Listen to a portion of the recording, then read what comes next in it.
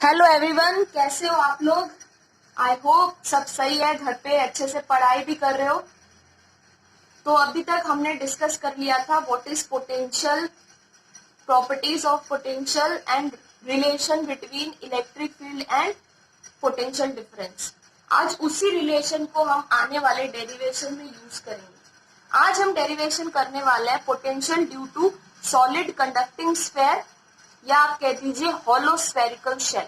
हिंदी में हम ऐसे बोलेंगे ठोस चालक गोला या खोखला कोई गोलीय कोश, उसके बारे में हम पोटेंशियल कैलकुलेट करेंगे। तो जैसा कि आपको डायग्राम में दिख रहा है, हमारे पास में देखिए दोनों एक ही जैसा है डेरिवेशन। तो मैं सॉलिड का लेके समझा रही हूँ। अगर एग्जाम में हॉलो आ गया तो आपको बस सॉलिड स्फेयर की जगह हॉलो स्फेरिकल शेल लिखना है, बाकी डिट्टो कॉन्सेप्ट पूरा सेम है। कैसे है वो भी हम डिस्कस करेंगे। तो पहले हम एक सॉलिड स्फेयर, मान लो मेटल की एक बॉल है तुम्हारे पास में जिसकी रेडियस है आर और इसकी सरफेस पर चार्ज डिस्ट्रीब्यूट हुआ है। तो तुम्हें पता होना चाहिए जितने भी कंडक्टर्स होते हैं हमेशा चार्ज उसकी सरफेस पे ही रहता है। तो वो चार्ज हमने क्यू अज्यूम किया है। अब इससे कोई पी पॉइंट है जहां पे हमें पोटेंशियल कैलकुलेट करना है। तो हमने वही सेम सिचुएशन जैसे हमने इलेक्ट्रिक फील्ड में किया था, तीन सिचुएशन ले लेते हैं। पहली, जब वो आउटसाइड द स्फेयर हो पॉइंट, जब सरफेस पर हो और जब इनसाइड हो। तो पहला केस करते हैं जब वो आउटसाइड द स्फेयर हो। मान लो इंफिनिटी पे कोई चार्ज है प्लस, टेस्ट चार्ज है क्यू नॉट, जिसको तुम्हें उठाकर पी पॉइंट तक लेके आना है। ये जो पी पॉइंट है ये स्फेयर के बाहर एग्जिस्ट करता है स्मॉल आर डिस्टेंस पर, ठीक है।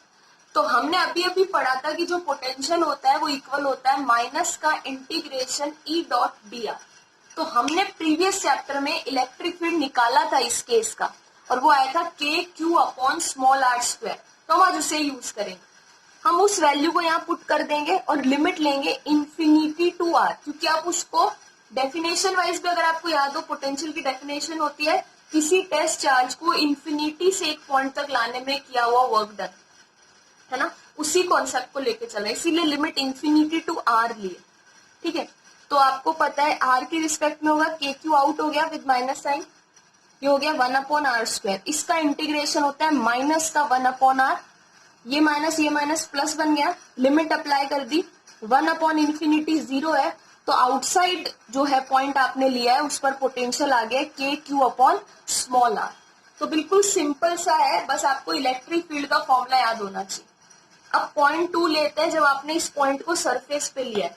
तो जैसे हमने उस डेरिवेशन में किया था कि बिल्कुल सेम ही होगा, बस यहाँ लिमिट जो होती है वो 0 से कैपिटल आर हो जाएगी, बाकी डिट्टो पूरा सेम।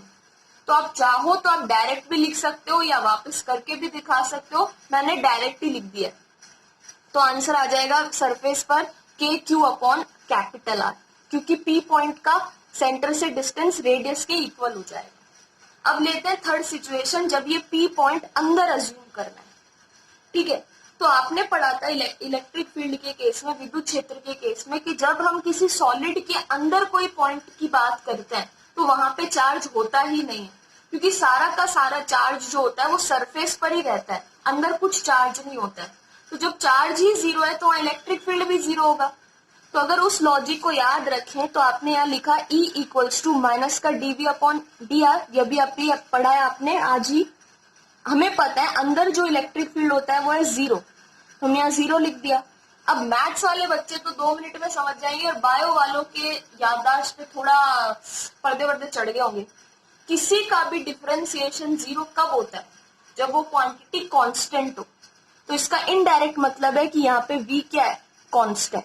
तो क्या बात दिमाग में सेट करनी है? दिमाग में ये बात सेट करनी है कि जब भी सॉलिड स्फेयर की बात आएगी और पोटेंशियल की बात होगी तो सेंटर से लेके सरफेस तक पोटेंशियल कांस्टेंट रहता है। सरफेस पर हो जाता है के क्यू अपॉन कैपिटल आर, और जैसे ही आप सरफेस से बाहर निकलते हो वो हो जाता है के क्यू अपॉन स्मॉल आर। अब इन चीजों को ग्राफ से दिखाना है, तो हमने यहाँ ग्राफ भी बना दिया। ये वो सॉलिड स्फेयर है, सेंटर से लेके सरफेस तक कांस्टेंट रहा और उसके बाद डिक्रीज होने लग गया। देखो इस चैप्टर में ना डेरिवेशन सीधा 5 मार्क्स का देता है वो, तो 5 मार्क्स में आपसे लेंथी डेरिवेशन करवाना चाहता है, ग्राफ भी पूछना चाहता है। तो ग्राफ भी याद होने चाहिए आपको हर एक टॉपिक के।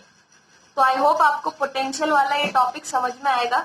अब ये बता देती हूँ कि सॉलिड स्फेयर और हॉलो शेल एक जैसे क्यों है। देखो, हॉलो का मतलब है खोखला। अगर हम एक खोखली बॉल इमेजिन करें, हॉलो बॉल इमेजिन करेंगे, तो भी चार्ज सरफेस के ऊपर ही रहेगा, क्योंकि अंदर तो मटेरियल ही नहीं है, तो वहां चार्ज होगा ही नहीं। सेम अगर मैं बात करती हूँ सॉलिड स्फेयर की, तो कंडक्टिंग सरफेस पे वैसे भी चार्ज सरफेस पे ही रहता है, अंदर वैसे भी चार्ज नहीं होता। तो दोनों के लिए कंसेप्चुलाइज एक ही चीज होगी कि भैया सरफेस पे रहने वाला है चार्ज, अंदर कुछ नहीं होगा। तो इसीलिए दोनों का डेरिवेशन डिट्टो सेम हो जाता है।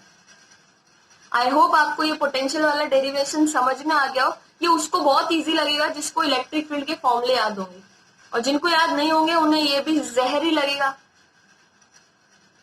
वैसे तो तुम्हें सब चीजें आई थिंक मीठे जहर ही लगती है।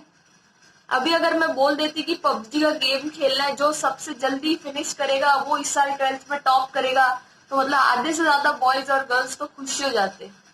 पर ऐसा नहीं है ना, इतना भी ज्यादा खुद को फोन का एडिक्टेड मत कर लेना कि बाद में पढ़ने में मौत आए। क्योंकि कल ही मैंने न्यूज़पेपर में पढ़ा है कि एवरेज जो टाइम आजकल बच्चे स्पेंड कर रहे हैं फोन पे, वो शायद 15 घंटे या 5-7 घंटे, 15 घंटे था उसमें शायद। हाँ, तो 15 घंटे अगर तुम फोन पे टाइम लगाओगे तो फिर तो तुम्हारी जो मेंटल एबिलिटी है उसमें बहुत फर्क पड़ेगा। वैसे ही तुम लोग पागल हो, जो थोड़ा बहुत आता था वो भी गया तुम्हारा।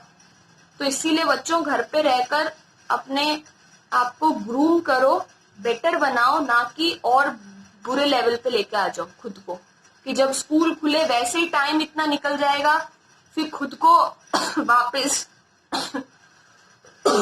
सॉरी, खुद को वापस रीडिस्कवर करने में बहुत टाइम चला जाएगा। ठीक है, तो आज के लिए 2 ही टॉपिक आप कवर कर रहे हैं, नेक्स्ट वीडियो में बाकी की डेरिवेशंस करेंगे। आई होप आपको ये समझ में आ गया हो, और अगर समझ में आ गया हो तो प्लीज लाइक करें, कमेंट करें, सब्सक्राइब करें, दोस्तों के साथ में शेयर करें। मुझे भी मैं भी बहुत मिस कर रही हूँ क्लास को, और तुम सबको जल्दी से सब सही हो तो हम सब क्लास में पढ़ाई करेंगे खूब अच्छे से। पर तब तक के लिए बाय बाय।